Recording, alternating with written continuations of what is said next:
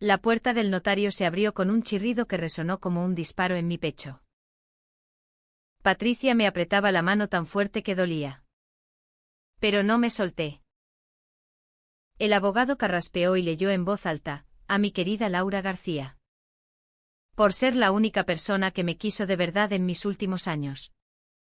Le lego la totalidad de mis bienes. El aire se volvió denso. Sentí las miradas de los dos hombres al fondo de la sala clavándose en mi nuca. No los conocía. Pero ya los odiaba. Todo empezó 10 años atrás. Cuando Madrid aún olía a castañas asadas en otoño y yo no tenía dónde dormir. Me llamo Laura García. Tengo 32 años y soy lesbiana. En mi familia. Eso fue suficiente para que me borraran del árbol genealógico. Mi padre, militar retirado de Salamanca, me dijo que prefería una hija muerta a una marimacho. Mi madre lloró. Pero no me defendió. A los 22 años me encontré en la calle con una mochila. Un título de jardinería y el corazón hecho pedazos. Llegué a Madrid buscando trabajo. Respondí a un anuncio en El País: se busca jardinera con experiencia para villa privada en La Moraleja. Discreción absoluta. La entrevista fue con doña María Isabel de la Vega, viuda de un empresario textil. 80 años bien llevados. Ojos azul acero y una voz que aún conservaba el acento aristocrático del viejo Madrid. Me miró de arriba a abajo y dijo: tienes manos de poeta. Las plantas te obedecerán. Quédate. El jardín era un paraíso olvidado, rosales trepadores que cubrían paredes enteras. Jazmines que perfumaban las noches de verano. Un estanque con nenúfares donde las ranas cantaban al atardecer. Doña Isabel apenas salía de la casa. Su único hijo, Carlos, se había marchado a Argentina 30 años antes y nunca volvió. No tenía nietos conocidos. Estaba sola. Como yo. Los primeros meses trabajé en silencio. Ella me observaba desde la terraza, tomando su té de manzanilla. Un día, mientras podaba un rosal rebelde, se acercó y preguntó: ¿tienes novia, Laura? Me quedé helada. Nadie me había preguntado eso nunca sin juzgarme. No. Señora, respondí, sin mirarla. Llámame Isabel, dijo. Y cuando la tengas, tráela. Esta casa es demasiado grande para dos mujeres solas. Con el tiempo, la confianza creció. Le conté todo: la expulsión familiar, las noches durmiendo en albergues, el miedo a que me descubrieran en los trabajos temporales. Ella escuchaba sin interrumpir. Una noche de tormenta, después de una botella de Ribera del Duero, me confesó su propio secreto. Cuando tenía 20 años amé a una mujer. Se llamaba Carmen. Bailábamos tangos clandestinos en un sótano de Malasaña. Mi padre me obligó a casarme con Ignacio para curarme.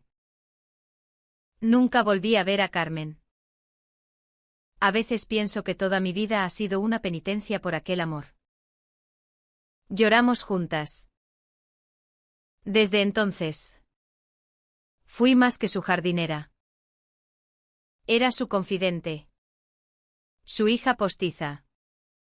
La persona que empujaba su silla de ruedas por los caminos de grava cuando las rodillas le fallaban. Y entonces apareció Patricia. Era otoño del 2018. Isabel había contratado a una restauradora para limpiar unos cuadros antiguos.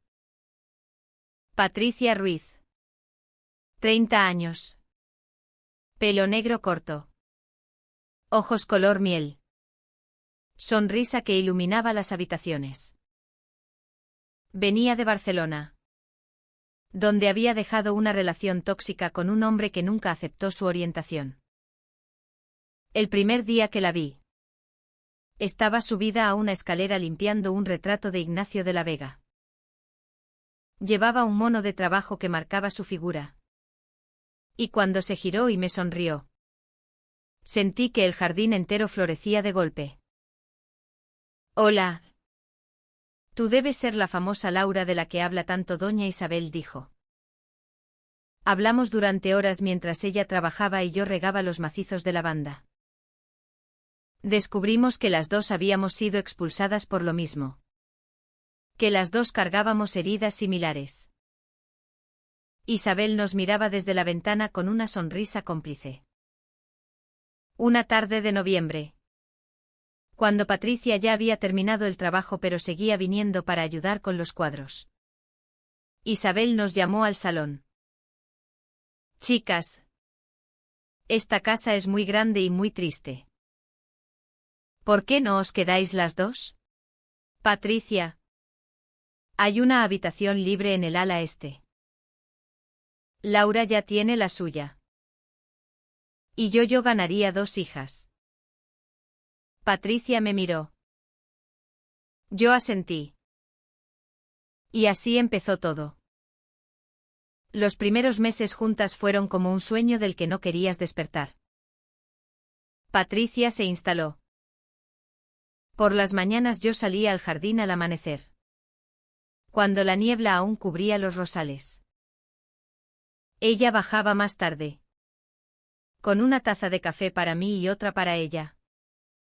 Y nos sentábamos en el banco bajo el limonero. Hablábamos de todo, de libros, de cine, de las manifestaciones del orgullo en Chueca, de cómo Madrid había cambiado desde los años 80. Una noche de diciembre, después de decorar el árbol de Navidad con Isabel, ella insistió en que lo hiciéramos aunque no creía ya en nada. Patricia y yo nos quedamos solas en la cocina. Estaba lavando los platos, ella secando. De pronto, dejó el paño. Se acercó y me besó. Fue un beso suave, tímido, como si las dos tuviéramos miedo de romper algo frágil. Pero cuando nos separamos, las dos sonreímos.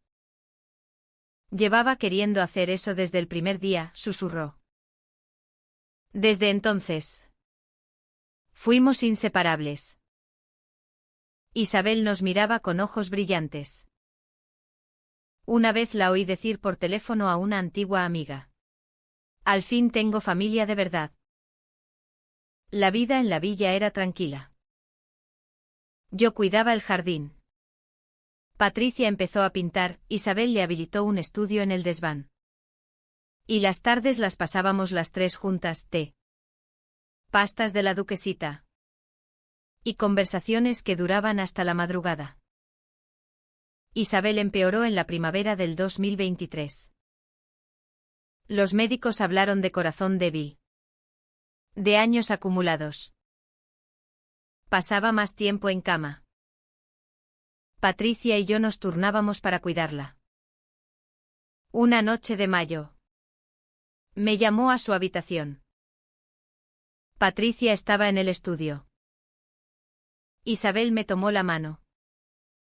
Laura, escúchame bien. He cambiado mi testamento. Todo será tuyo, la casa, el dinero, el jardín. Tú has sido la única que me ha querido sin pedir nada. Mi hijo Carlos él se fue y nunca volvió. No tengo a nadie más. Intenté protestar, pero ella levantó la mano. Es mi decisión. Y también he pensado en Patricia. Si algo os pasa, quiero que estéis protegidas las dos. Lloré. Ella me acarició el pelo como una madre. Prométeme que cuidaréis este jardín. Y que seréis felices. El amor como el vuestro merece ganar alguna vez. Murió 3 meses después. En agosto. Mientras dormía. Patricia y yo estábamos a su lado. Cogidas de la mano. El funeral fue íntimo. Solo unas pocas amigas ancianas y nosotras dos. Nadie más apareció. Nadie reclamó. Pensamos que la historia terminaba ahí. Pero una semana después llegó la carta del notario. Y con ella, los 2 hombres que estaban al fondo de la sala. Se presentaron como Alejandro y Diego de la Vega. Hijos de Carlos, el hijo de Isabel que se fue a Argentina. Según ellos, su padre había muerto 5 años atrás en Buenos Aires. Y ellos acababan de enterarse de la muerte de su abuela gracias a un aviso en un periódico español. Tenemos derechos, dijo Alejandro. El mayor. Con voz fría. Nuestra abuela estaba senil. Esa mujer, me señaló, la manipuló. Patricia me apretó la mano otra vez. Pero esta vez sentí que temblaba. Los días siguientes fueron un infierno. Alejandro y Diego contrataron al mejor abogado de Madrid especializado en sucesiones. Presentaron una demanda impugnando el testamento por incapacidad mental de doña Isabel y influencia indebida por mi parte. Los periódicos se enteraron. Un tabloide publicó en portada: jardinera lesbiana hereda millones de anciana solitaria, amor o estafa. Me convertí en carne de cañón. Me seguían paparazzis hasta la puerta de la villa. Recibí cartas anónimas llamándome degenerada. Aprovechada. Ladrona de abuelas. Alguien pintó en la verja del jardín: fuera boyera. Patricia intentaba mantenerse fuerte. Pero la veía sufrir. Sus padres, conservadores de toda la vida en Barcelona, la llamaron para decirle que se alejara de mí. Que estaba metida en un escándalo. Una noche, después de una vista previa en el juzgado donde el abogado de ellos me interrogó durante horas sobre mi relación con Isabel, ¿es cierto que dormía en la misma casa? ¿Qué tipo de servicios prestaba exactamente? Llegué a casa destrozada. Patricia estaba en el salón. Pálida. Tengo que contarte algo, dijo. Sentí que el suelo se abría. Cuando empecé a trabajar aquí. Antes de conocerte, Isabel me habló de su hijo Carlos. Me dijo que tenía 2 nietos en Argentina. Pero que nunca habían venido a verla. Que les había enviado dinero varias veces. Pero ellos solo respondían cuando necesitaban más. Me pidió que, si algún día aparecían, les dijera que ella ya había elegido a quien dejarle todo. ¿Por qué no me lo contaste antes? Pregunté. Con voz rota. Porque Isabel me hizo prometer que no lo haría. Dijo que no quería que te preocuparas. Que tú eras su verdadera familia. Me sentí traicionada. No por Isabel, sino por el silencio. Los meses siguientes fueron una guerra. Los nietos presentaron pruebas, cartas antiguas donde Isabel se quejaba de soledad. Informes médicos que hablaban de principio de demencia. Testimonios de antiguas empleadas que decían que yo controlaba a la casa. Yo presenté mis pruebas, vídeos de Isabel lúcida hasta el final. Declaraciones de sus amigas. El testimonio del médico que la atendía. Que afirmó que estaba en pleno uso de facultades. Pero la opinión pública estaba en su contra. En las redes me llamaban de todo. Hubo una campaña de firmas para devolver la herencia a la familia legítima. Patricia empezó a distanciarse. Pasaba más tiempo en su estudio. Salía a dar paseos que duraban horas. Una noche la encontré llorando al teléfono. Era mi madre, dijo. Me dijo que si sigo contigo, me desheredarán también a mí. ¿Y qué le respondiste? ¿Qué lo pensaría? Esa frase me rompió. El juicio empezó en septiembre de 2025. La sala estaba llena de periodistas. Alejandro y Diego se presentaban como los nietos abandonados que habían vivido en la pobreza mientras su abuela derrochaba con una desconocida. Su abogado fue implacable. Me preguntó si era cierto que era lesbiana, sí. Si vivía en la casa, sí. Si Patricia y yo éramos pareja, sí. Insinuando que todo era un plan para quedarnos con el dinero. Cuando declaré, hablé con el corazón en la mano. Doña Isabel no estaba sola porque yo la obligara. Estaba sola porque su familia la abandonó. Yo la cuidé. La escuché. La quise. No pedí nada a cambio. Ella decidió libremente. Presentamos la grabación que Isabel había hecho ante notario un año antes de morir, explicando sus razones con voz firme y clara. Pero el golpe más duro vino de Patricia. La llamaron a declarar como testigo de la parte demandante. Subió al estrado pálida. El abogado le preguntó si creía que yo había influido en la decisión de Isabel. Hubo un silencio eterno. Sí, dijo al fin. Casi en un susurro. Laura era muy cercana a ella. Es posible que haya influido.